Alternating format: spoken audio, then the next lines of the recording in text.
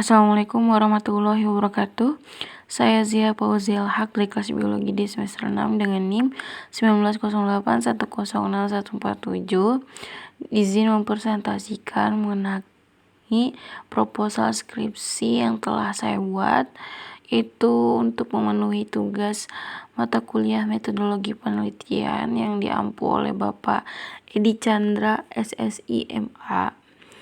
Dengan judul proposalnya yaitu perbedaan pemahaman siswa pada mata pelajaran biologi terkait proses pembelajaran non-praktikum dan praktikum di SMA Negeri 1 Suranenggala, Cirebon. Yang pertama ada bab 1 di mana terdapat latar belakang. Hasil belajar merupakan salah satu tujuan pembelajaran, meskipun hasil belajar yang disajikan dalam penelitian ini ialah lebih kepada ranah kognitif atau pemahaman atau penguasaan materi.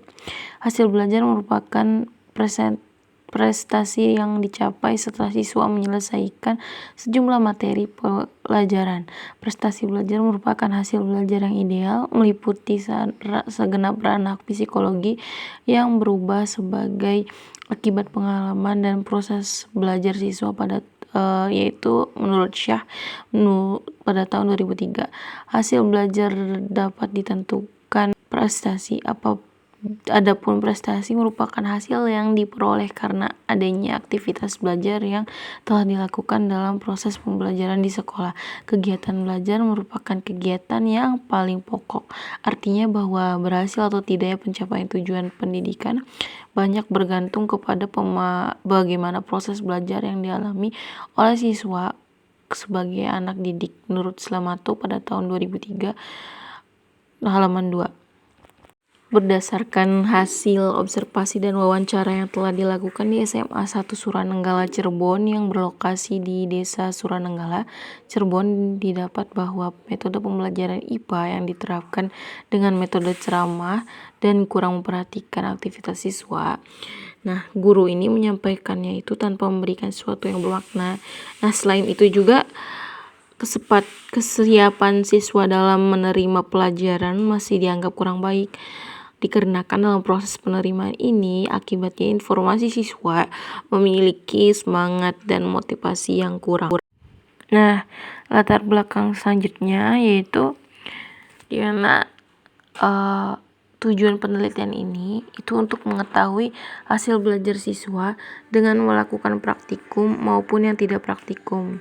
Nah, praktikum adalah kegiatan yang bertujuan untuk membekali siswa agar dapat memahami teori dan praktik. Juga melalui kegiatan praktikum ini tuh banyak hal yang dapat diperoleh oleh siswa, diantaranya ada kegiatan praktikum dapat melatih keterampilan, memberi kesempatan kepada siswa untuk menerapkan dan mengintegrasikan pengetahuan dan keterampilan yang dimilikinya secara nyata dalam praktik, dan juga membuktikan sesuatu secara ilmiah atau melakukan scientific inquiry dan menghargai ilmu dan keterampilan inquiry. Oleh karena itu, peneliti menerapkan metode praktikum dalam pembelajaran IPA dengan materi zat tunggal dan campuran. Diharapkan dapat membantu siswa untuk dapat lebih memahami dan lebih mengerti mengenai zat tunggal dan campuran menurut Susanti 2013. Nah, selanjutnya pada bab 1 itu terdapat identifikasi masalah, yaitu pengaruh perbedaan pemahaman siswa pada mata pelajaran biologi terkait proses pembelajaran non-praktikum dan praktikum. Penelitian ini fokus pada pengaruh penggunaan model pembelajaran kooperatif tipe match terhadap hasil belajar siswa. Nah, untuk pembatas masalah sendiri, yang pertama, materi diajarkan cukup dengan submateri dengan pelaksanaan kegiatan praktikum. Kemudian hasil belajar siswa pada penelitian ini yang dilihat adalah hasil belajar aspek kognitif. Kemudian yang terakhir, peneliti yaitu hanya mengukur hasil belajar siswa pada kelas yang pembelajarannya menggunakan praktikum, hasil belajar siswa pada kelas yang pembelajarannya menggunakan praktikum dan tidak menggunakan kegiatan praktikum, dan meluasnya masalah yang akan. Nah, selanjutnya pada bab 1 itu terdapat perumusan masalah. Berdasarkan identifikasi masalah, terdapat beberapa pertanyaan yang dimana harus dijawab pada laporan penelitian ini atau pada skripsi ini. Yang pertama, apakah terdapat adanya perbedaan hasil belajar siswa yang menerapkan kegiatan praktikum dengan yang tidak menerapkan kegiatan praktikum. Nah, selanjutnya ada tujuan penelitian.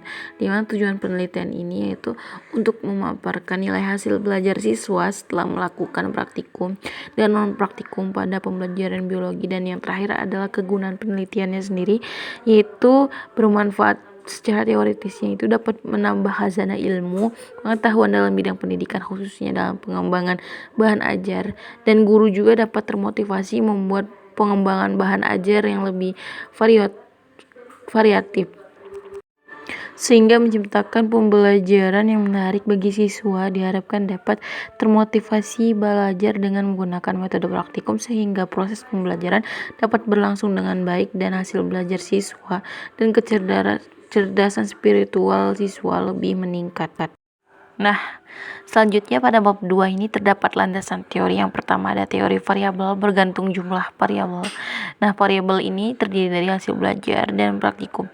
Nah, untuk hasil belajar ini merupakan hasil dan penguasaan ilmu pengetahuan yang diungkapkan dalam bentuk perubahan perilaku yang menyangkut yang harus dicapai oleh siswa selama belajar di sekolah, yakni aspek kognitif. Nah, atau psikomotor dan afektif. Kognitif dalam arti penguasaan materi pelajaran yang telah diberikan guru di kelas yang diukur dengan menggunakan alat tes. Nah, selanjutnya praktikum adalah kegiatan yang bertujuan untuk membekali siswa agar dapat memahami teori dan praktik.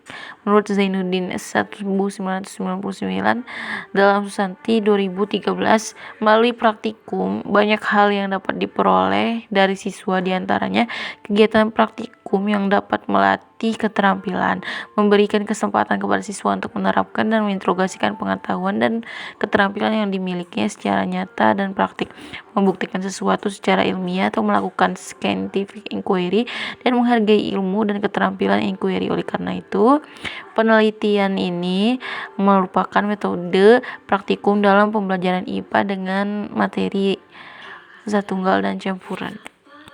Selanjutnya landasan teorinya itu adalah hubungan antar variabelnya, di mana peraturan materi pendidikan dan kebudayaan Permendikbud nomor 22 tahun 2006 tentang standar proses pendidikan dasar dan menengah menyebutkan bahwa proses pembelajaran pada suatu pendidikan interaktif, inspiratif, dan menyenangkan, menantang, memotivasi peserta didik untuk berperan aktif serta memberikan ruang yang cukup bagi pelaksana kreativitas dan kemandirian sesuai dengan bakat, minat, dan pengembangannya fisik serta psikolog peserta didik.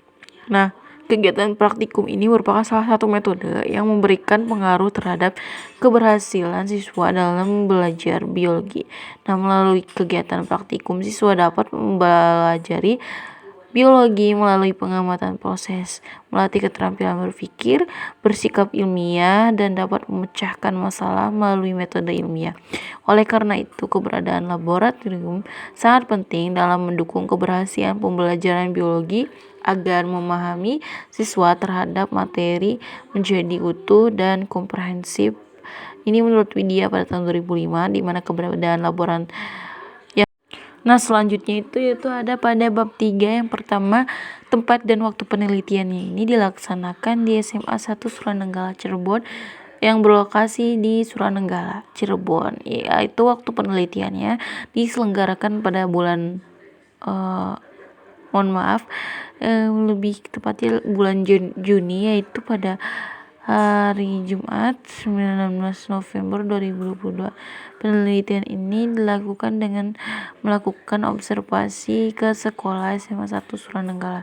Nah, untuk metode penelitiannya itu yang pertama ada tahap persiapan, di mana proses yang dilakukan pada tahap persiapan ialah sebagai berikut. Yang pertama ada studi pendahuluan, terdiri atas studi teoritik dan studi empirik.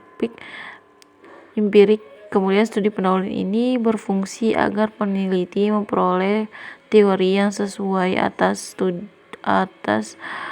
dengan permasalahan yang akan dikaji lebih mendalam. Kemudian kedua, merumuskan dan menyusun instrumen yang akan digunakan saat penelitian seperti pembuatan lembar observasi. Kemudian yang ketiga, memvalidasi instrumen penelitian tersebut kepada dosen, apakah instrumen itu sudah sesuai atau valid atau tidak. Dan yang terakhir, membuka surat izin melakukan penelitian pada sekolah. Kemudian menyiapkan instrumen dan objek kelas yang akan diteliti. Kemudian selanjutnya tahap pelaksanaan, di mana melakukan wawancara kepada kelas 12 MIPA 1 terkait proses pembelajaran praktikum. Nah, selanjutnya setelah itu melakukan perlakuan, yaitu kelas eksperimen berupa praktikum dan tidak praktikum. Nah, yang ketiga itu memberikan angket siswa untuk mengukur tingkat pemahaman, keterampilan belajar, dan hasil belajar siswa setelah melakukan praktikum. Kemudian yang keempat, mengolah dan menganalisis hasil data angkot. Kemudian yang terakhir, menyimpulkan apa yang diolah dan dianalisis. Nah, pada bab 3 ini itu ada desain penelitian, di mana dilakukannya yaitu pra-eksperimental atau sebelum non-praktikum dengan tes kontrol, di mana para peserta didik akan dilihat peningkatan keterampilan berpikir melalui proses, di mana pendekatan penelitian yang dilakukan ialah pendekatan penelitian kuantitatif. Menurut Yusuf 2017 pada halaman 43, memaparkan pendekatan kuantitatif adalah apabila data yang dikumpulkan berupa data kuantitatif atau jenis data lain yang dapat dikuantitatifkan adalah diolah dengan teknik statistik instrumen dalam penelitian ini. Nah, desain penelitian yang digunakan dalam penelitian ini adalah dengan menggunakan data nilai praktikum dan non-praktikum. Nah, pada bab 3 selanjutnya itu terdapat instrumen penelitian. Instrumen ini dilihat dari nilai hasil belajar siswa, baik yang praktikum maupun yang tidak praktikum. Kemudian ada teknik analisis data. Teknik analisis data ini merupakan tahapan yang digunakan untuk menganalisis data yang diperoleh dan dari observasi, wawancara, dan tes sehingga dilaksanakan temuan dan kesimpulan. Dalam penelitian ini digunakan teknik analisis data statistik dapat digunakan sebagai analisis dari penelitian ini. Sedangkan untuk teknik analisis data, penelitian ini adalah uji Peirette test, di mana teknik analisis statistik deskriptif digunakan untuk pengelolaan dan mendeskripsikan data dan dari hasil observasi aktivitas belajar siswa dan tes hasil belajar siswa. Tahap-tahap yang dilakukan, pertama ada uji normalitas data untuk mengetahui apakah data yang diambil dari penelitian tersebut normal atau tidak. Dan untuk uji homogenitasnya itu data penelitian ini menggunakan aplikasi SPSS. Adapun hipotesisnya adalah HO-nya itu tidak ada perbedaan variabel antara kedua kelas sampel atau yang biasa disebut homogen. Kemudian untuk HA-nya ada perbedaan diterima antara kedua kelas sampel yang tidak atau biasa disebut dengan tidak homogen. Nah, untuk uji Peirette test sendiri yaitu merupakan bagian dari uji hipotesis komparatif dan uji perbandingan. Dan data yang digunakan dalam uji Peirette test ini umumnya berupa data berskala interval dan rasio atau data kuantitatif. Nah, selanjutnya di mana setiap kasus dalam menguji selisihnya itu jika nilai prob atau signifikasikannya itu lebih dari 0,005 maka HO-nya ditolak dan HI-nya itu diterima. Dan jika nilai prob atau signifikasikannya itu kurang dari 0,005 maka HO-nya diterima dan HI-nya ditolak.